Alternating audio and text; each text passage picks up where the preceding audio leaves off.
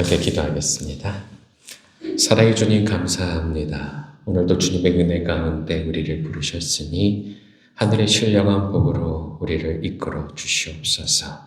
예수님의 이름으로 기도합니다. 아멘. 예수님의 십자가의 길은 결코 쉬운 길이 아니었습니다. 오늘 말씀 가운데 보면 십자가형을 당하는 사람에게 모략을 탄 포도주를 마시게끔 하는데, 이 모략을 탄 포도주는 진통제 일종이라고 합니다. 형벌을 주면서 진통제까지 주는 형벌이 세상에 어디 있을까요?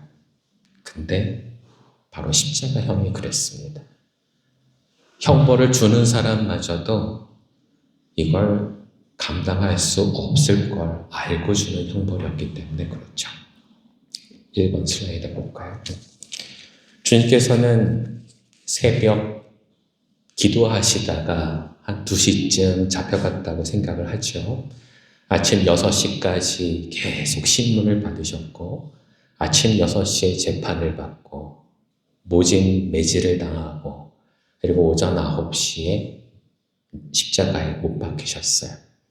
근데 그 십자가에 못 박힌다라는 게 그 장소에서 이루어진 게 아니었어요.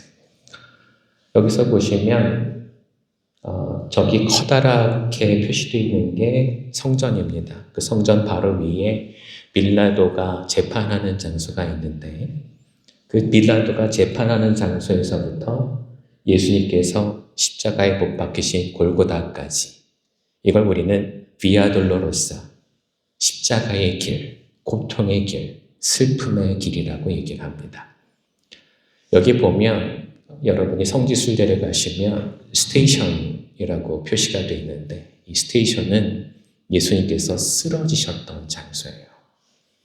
처음에 매질을 당하셨을 때를 첫 번째 스테이션으로 잡고, 마지막 십자가에 못 박히셨던 때를 14번째 스테이션을 잡아서 모두 14번 쓰러지시고 넘어지셨던 걸 우리는 기억을 합니다. 근데 오늘 말씀을 읽어보면 이렇게 힘든 길을, 병사들마저도 이걸 정말 감당해낼 수 있을까 그렇게 걱정하는 이 길을 처음 시작하기 전에 이 병사들은 예수님을 험난하게 모욕합니다. 오늘 우리가 읽었던 16절 이하에 보면 주님께 희롱하고 모욕을 주는 그런 일들이 많았다고 하네요.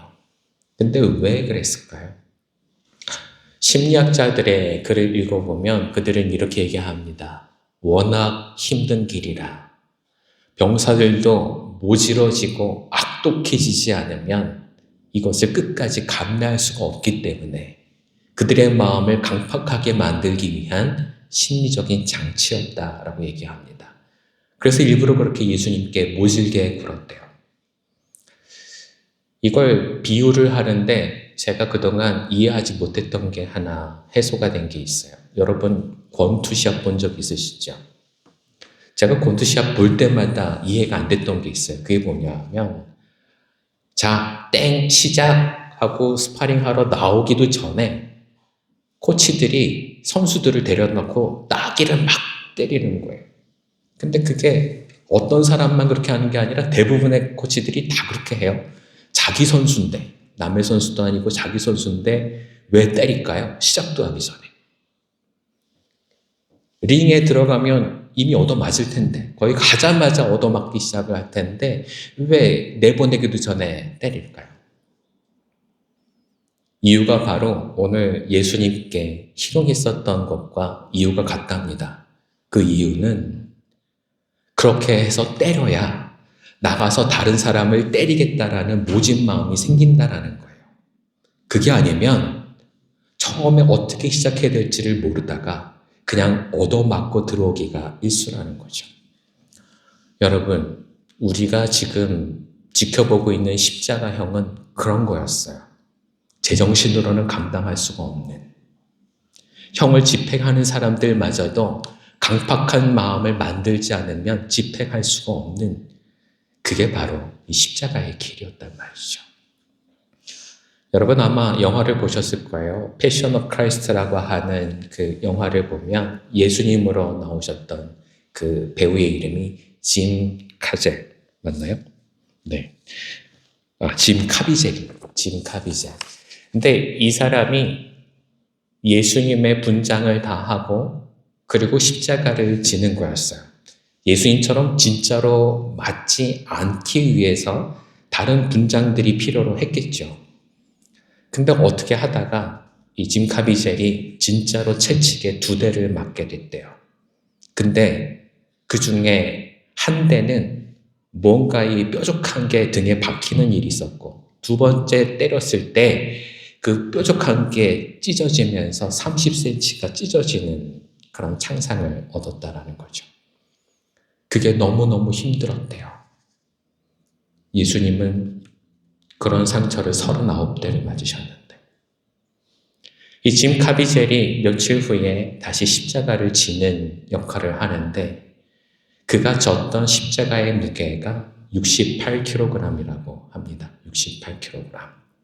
근데 그걸 들고 가는 동안 이게 너무 무거워서 짐 카비젤은 어깨가 탈골이 됐다라고 해요. 그래서 우리가 보는 영화의 그 모든 고통스러운 장면, 소리 지르는 신음소리, 이게 연기가 아니랍니다. 진짜로 아파서 그랬었대요. 근데 여러분, 예수님은 어떤 십자가를 지셨을까요? 로마의 법에 따르면 십자가를 우리가 영화에서 본 것처럼 제대로 다 조립이 돼 있는 십자가가 아니라 가로대만 있는 걸 지고 가게 돼 있대요. 왜냐하면 조립이 다 되면 십자가의 무게가 130kg가 넘는데요. 가로대만 지고 가는데도 그 가로대의 무게가 50kg에서 60kg 정도가 된대요. 예수님이 그걸 지고 가셨던 거죠. 예수님이 너무 많이 맞으셔서 그래서 이걸 도저히 짐을 지고 가실 수가 없었어요. 그래서 주님이 쓰러지셨는데 그때 이 병사들이 판단하기로는 십자가에 매달리기도 전에 죽겠다 싶었던 거예요. 그래서 이런 경우가 없었대요. 예수님과 함께 십자가에 매달렸었던 다른 2 강도는 이 십자가를 잘 지고 갔답니다. 이유가 뭘까요? 예수님처럼 심하게 매질당하지 않아서. 모든 사람들이 매질을 당하긴 하지만 예수님처럼 그렇게 심하게 맞는 경우는 거의 없답니다. 근데 예수님은 그게 너무 힘들어서 십자가를 지기도 전에 죽게 생기셨대요. 그래서 오늘 21절의 말씀을 보면 마침 그곳을 지나가던 구레네 사람 시몬이라는 사람을 불러다가 이 십자가를 대신 지라 이렇게 얘기를 했대요. 오늘로 얘기를 하면 징발이죠. 징발. 경찰들이 수사를 하다가 강도가 멀리 도망을 갈 때 그걸 따라가기 위해서 사람들에게 자기 신분증을 보여주면서 내가 당신 차를 좀 쓰겠습니다. 그리고 차를 가지고 가는 걸 우리는 영화에서 봤죠. 그게 징발이랍니다. 징발. 날아가기 위해서 사람을 쓰거나 아니면 물건을 사용하는 것, 그걸 징발이라고 하는데 오늘 이 군사들이 구레네 시몬을 징발했어요. 거절할 수 있는 게 아니었죠. 예수님 대신 십자가를 지고 예수님 뒤를 따라갑니다. 이 구레네 시몬이 없었다면 예수님은 십자가의 형을 끝까지 끝내지 못하셨을지 몰라요. 이 아픈 이야기. 근데 오늘 말씀에서 보면 아까도 얘기를 드렸지만 이 형벌을 받는 사람에게 먹을 수 있는 진통제가 있었는데 예수님은 이 진통제를 거절하십니다. 안 받겠다고. 왜 그러셨던 걸까요? 2번 슬라이드 볼까요? 마가복음 14장 25절 말씀에 이런 말씀이 있습니다. 같이 한번 읽어볼게요. 내가 진정으로 너희에게 말한다. 이제부터 내가 하나님의 나라에서 새 것을 마실 그날까지 나는 포도나무 열매로 빚은 것을 다시는 마시지 않을 것이다. 아멘. 예수님께로는 바로 어제 있었던 일이에요. 마지막 만찬을 하면서 제자들에게 떡을 나눠주시고 잔을 나눠주시면서 이것은 너희를 위하여 흘리는 나의 언약의 피다라고 말씀하신 뒤에 바로 이 말씀을 하셨어요. 내가 다시 너희를 만날 때까지는 내가 포도주를 마시지 않겠다. 이게 약속이었어요. 그래서 주님은 이 진통제를 드시지 않았대요. 근데 여러분 한번 생각해 보세요. 예수님이 내일 십자가 지실 것을 모르셨나요? 이때 모든 죄인들이 다 당하는 십자가형에 이런 진통제가 있다는 걸 예수님이 모르셨을까요? 왜 예수님은 이런 약속을 하셨던 걸까요? 여기에 비밀이 하나 있습니다. 갈릴리 사람들이라면 다 아는 이야기예요. 제자들은 다 알고 있었겠죠. 그들은 결혼을 할 때 신랑과 신부가 언약을 하고 앞으로 내가 새로 살 신혼집을 다 준비를 하면 신부인 당신을 데리러 오겠소 하는 그 언약의 장소에서 이 두 사람은 포도주를 나누어 마신답니다. 신랑은 신부에게 한 잔 따라주고 신부는 신랑에게 한 잔 따라주고 그 포도주를 마신 다음에 신랑은 신부에게 이렇게 얘기를 한대요. 내가 다시 당신을 데리러 올 때, 당신을 데리고 신혼집으로 갈 때, 그때가 되기 전에는 내가 포도주를 한 모금도 마시지 않겠어. 이걸 약속을 한다는 거예요. 이유가 뭘까요? 열심히 벌어서 신혼집을 장만을 빨리 해야 그래야 결혼하니까. 적어도 내년에는 빨리 하루라도 빨리 내가 준비를 빨리 해가지고 와서 당신을 데려가겠소 하는 그런 약속을 하는 거니까. 그 약속을 하고 난 다음에 신랑들은 얼마나 열심히 일할까요? 오늘 주님이 제자들한테 하신 약속은 그런 거였어요. 내가 빨리 올 거다. 여러분, 제자들은 다 배신하고 도망갔는데 주님은 이 약속을 지키고 계세요. 내가 돌아와서 너희들과 함께 할 것이다. 그날이 빨리 오기를 바란다. 내가 얼른 돌아와서 너희들과 함께 이 포도주를 마실 거야. 하는 그런 마음으로 지금 십자가를 지고 계신다는 거죠. 우리는 생각합니다. 예수님이 십자가를 이렇게 힘들게 지셨던 이유가 고통을 채우기 위해서라고. 고통을 가득 채우면 우리의 죄가 그만큼 씻어지니까 그런 고통을 채우기 위해서라고. 아니에요, 여러분. 그건 우리가 잘못 알고 있는 거예요. 예수님께서 십자가를 지셨던 것은 고통을 느끼시기 위해서, 그걸 견디시기 위해서 십자가를 지신 게 아니었어요. 만일 주님이 2000년 전에 이스라엘이 아니라 오늘날 이 땅에 태어나셨다면 주님이 십자가를 지실 일이 없었겠죠. 근데 왜 주님은 딱 그때를 작정하시고 2000년 전에 이스라엘 땅에 태어나셨을까요? 굳이 십자가를 지러. 여러분, 그건 고통을 느끼기 위한 게 아니라 고통을 견뎌내는 모습을 보여주면서 우리를 얼마나 사랑하셨는지를 보여주시기 위함이 아닐까요? 여러분, 고통은 우리에게 예정되어 있는 부분이 아닙니다. 우리는 이 십자가를 볼 때마다 불편한 마음이 들 거예요. 나도 세상이 이렇게 힘든데, 내가 느끼는 일들도 이렇게 부담스러운데, 그런데 그런 일들을 오늘 주님의 십자가 앞에서 다시 보게 됩니다. 여러분, 내 십자가는 주님께서 고통을 주기 위해서 주신 걸까요? 오늘 이 해법을 구레네 시몬을 통해서 풀게 됩니다.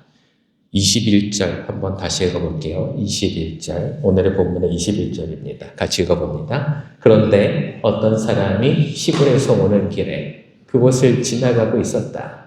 그는 알렉산더와 루포의 아버지로서 구레네 사람 시몬이었다. 그들은 그에게 강제로 예수의 십자가를 지고 가게 하였다. 아멘. 개역 개정판에는 여기에 마침이라는 단어가 들어가요. 맨 앞에 마침. 마침 구레네 시몬이 그곳을 지나가고 있었다. 근데 여러분, 이게 마침이라고 하는 말이 참 어정쩡해요. 이유가 뭐냐 하면 구레네라고 하는 곳은 이스라엘에서 2,800km 떨어져 있는 곳이거든요. 2,800km. 그럼 도대체 얼마의 시간을 두고 여기까지 왔을까요? 그가 들인 백삭과 여비는 도대체 얼마가 될까요?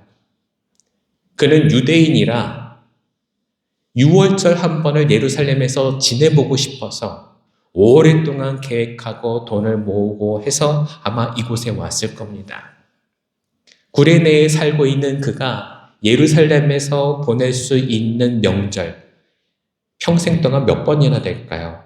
아마 흔하지 않을 거예요. 3번? 2번? 그런데 그 구레네 시몬이 어렵게 온 이 길에서 갑자기 자기도 원하지 않은 이 십자가를 지게 됐어요. 근데 이게 어떤 의미인지 아세요? 오늘 저녁이면 6월절 행사에 참여해야 하는데 이제 이 밤에 양고기를 먹고 다음날 제사를 드리러 성전에 가서 자신이 준비해 왔었던 걸로 아름다운 예물을 준비해서 제사를 드려야 되는데 그런데 오늘 죄수의 십자가를 지고 이 사람은 조금 있으면 죽을 사람인데 그의 피 묻은 십자가를 등에 져서 나도 그 피를 묻히게 된다면 이 사람은 그러면 이 6월절 회합에 참여를 못해요. 어렵게 여기까지 왔는데 그는 이제 예배에 참여하지 못해요. 제사를 드릴 수가 없어요. 부정한 사람이니까. 일주일 뒤에 자신의 모든 몸을 다시금 정결하게 한 뒤에 제사를 드릴 수는 있겠죠. 근데 그때는 6월절이 아니잖아요. 여러분, 우리도 비슷한 일들을 경험하게 됩니다. 내가 원했던 것들을 할 수 없게 될 때가 있어요. 근데 여러분, 여기서 잘 생각해 보자고요. 이게 우리가 지금 읽은 본문처럼 때마침, 어쩌다가, 혹은 우리가 속세적으로 하는 말로 재수없어서 그렇게 견디는 걸까요? 오늘 구레네 시몬은 그렇게 십자가를 지게 된 걸까요? 아니면 주님께서 바로 이 날을 위해서 구레네 시몬을 예비하셨을까요? 힘없이 쓰러지실 하나님의 아들을 위해서 하나님께서 친히 구레네 시몬을 예비하셨을까요? 여러분 어떻게 맞다고 생각하시나요? 여러분 우리는 이제 아마 깨닫게 되실 거예요. 주님은 구레네 시몬을 준비하셨다는 것을. 여러분 십자가도 준비되어 있지만 나를 도와줄 사람도 준비되어 있습니다. 여러분의 인생도 한번 생각해 보세요. 내가 원하지 않아서 겪게 되는 일들. 병원에 가면 암에 걸린 환자들이 있는데 그들은 다 하나같이 한 번쯤은 이렇게 얘기합니다. 왜 납니까, 주님? 왜 나여야 합니까? 왜 내가 이런 일들을 겪어야 합니까? 왜 하필이면 납니까? 근데 여러분, 하필이 아니에요. 주님은 여러분에게 고통을 준비하신 게 아니라 여러분이 그 고통을 견뎌내면서 하나님의 사랑을 확인할 수 있는 은혜의 시간을 준비하셨던 거예요. 그 은혜의 시간을 견뎌내고 하나님의 온전한 사랑을 누릴 수가 있다면 여러분, 슬픔은 우리에게 기쁨으로 변화될 수 있습니다. 고통은 은혜의 시간으로 변화될 수 있습니다. 주님은 우리에게 그걸 준비하셨던 거예요. 그래서 오늘 저는 여러분에게 이렇게 분명히 말씀드릴 수 있어요. 하나님이 준비하신 것은 십자가의 고통이 아니라 그 고통보다 훨씬 더 큰 사랑을 준비하셨다는 것을 잊지 마십시오. 주님은 오늘 우리에게 사랑을 준비하신 거예요. 옛날 이솝 우화에 그런 얘기가 있어요. 당나귀 이야기. 여러분 기억하시나 모르겠어요. 어렸을 때 읽으셨을 텐데. 한 상인이 소금을 팔러 당나귀에다가 소금을 짐을 지어서 이제 시장으로 향합니다. 근데 이 당나귀가 물을 건너려고 강으로 들어가는 순간 이 발이 삐끗하고 미끄러져서 그만 풍덩 빠져버리고 말았어요. 등에 30kg 정도 되는 소금이 실려 있었는데 저 건너편 강둑으로 올라갈 때까지 그만 다 줄어버리고 10kg 정도만 남아있어요. 20kg는 어디로 갔을까요? 물속에 녹았겠죠. 당나귀가 얼마나 기분이 좋은지 몰라요. 아까 그렇게 무거웠는데 가벼워졌네. 이런 방법이 있네. 다음에 또 써먹어야지. 주인이 다음에는 소금을 팔러 가는데 여러분 소금 30kg 대신에 소금을 30kg 이렇게 등에 지려고 하면 솜이 얼마나 크겠어요. 당나귀가 이걸 보자마자 겁에 질립니다. 아유 난 못해. 그런데 그걸 등에 지는 순간 당나귀는 옛날 생각이 났어요. 물에 빠지면 되지. 오늘도 한번 해보자. 오늘은 어쩌다가 미끄러진 게 아니었어요. 억지로 자기가 스스로 연기를 하면서 물에 풍덩 빠졌는데 이게 웬일이에요. 물속에 들어가긴 했는데 앞으로 못 나갑니다. 물 밖으로 못 나와요. 왜요? 솜이 물을 먹어서 이제는 솜 30kg가 몇백 킬로가 돼버리고 말았거든요. 주인이 그렇게 얘기했대죠. 이 어리석은 당나귀. 여러분, 우리도 그렇게 어리석게 살아가고 있는 건 아닌가요?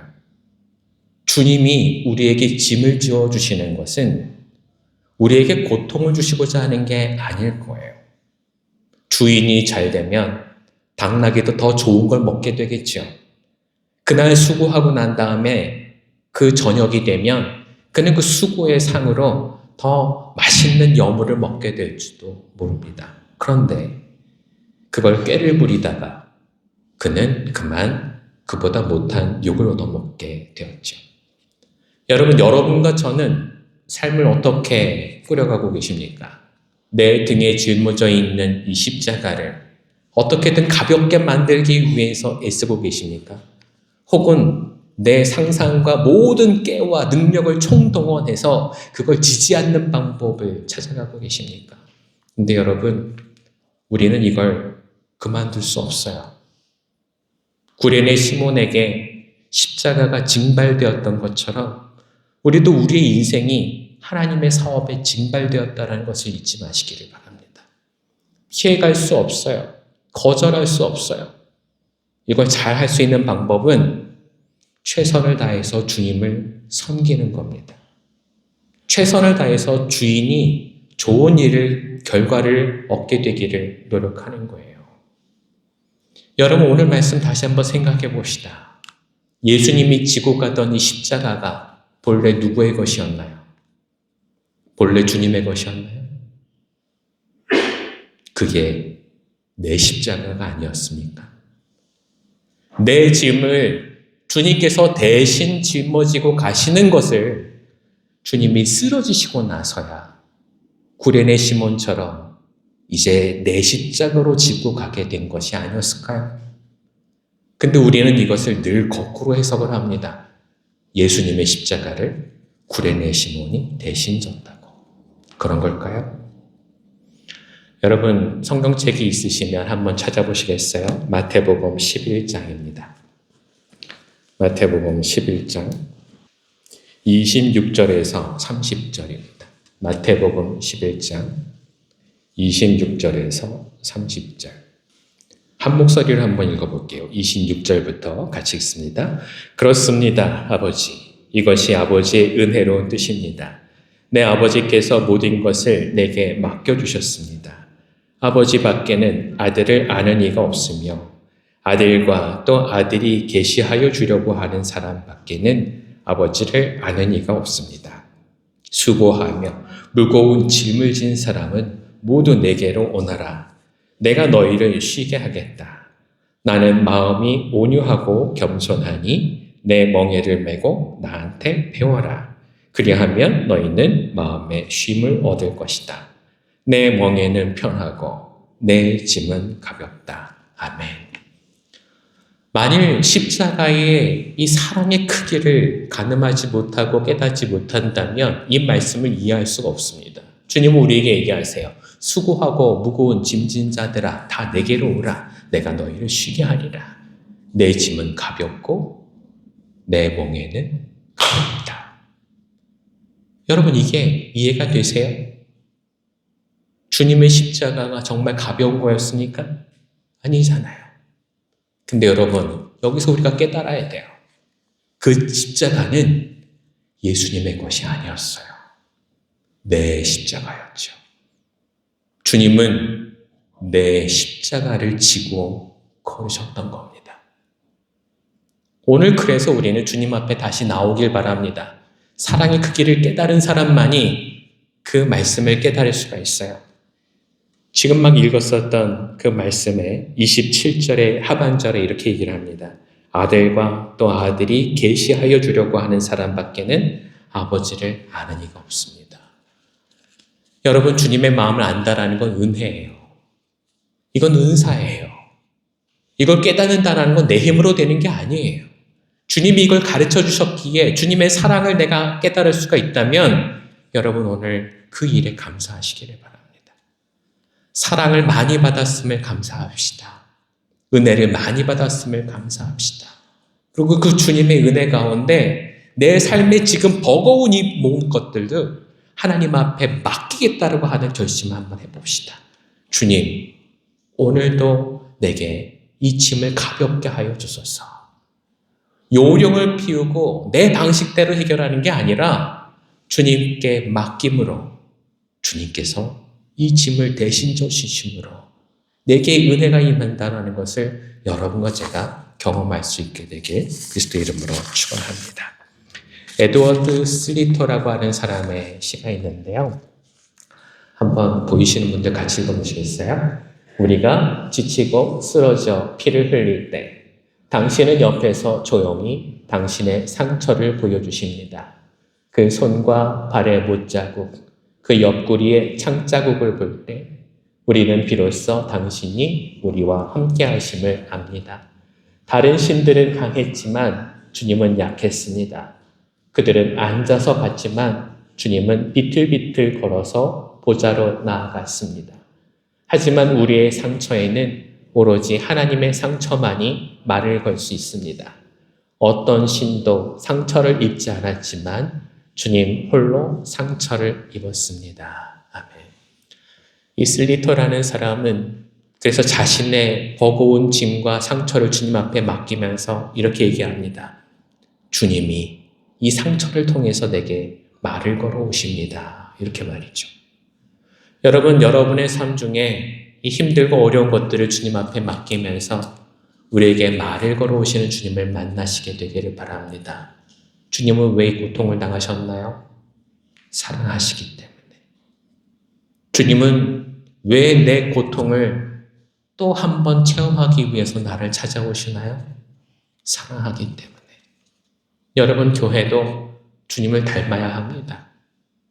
성도들도 주님을 닮아야 합니다. 너의 상처는 네 거잖아. 네가 책임져. 나는 너의 상처랑 상관이 없어. 여러분, 이런 마음은 우리가 그리스도인이 되지 못하게 합니다. 상처를 공유하지 않는다면, 상처를 통해서 말을 걸지 않는다면, 그 상처를 통해서 우리가 서로를 사랑하는 것이 드러나지 않는다면 우리는 교회가 아닙니다.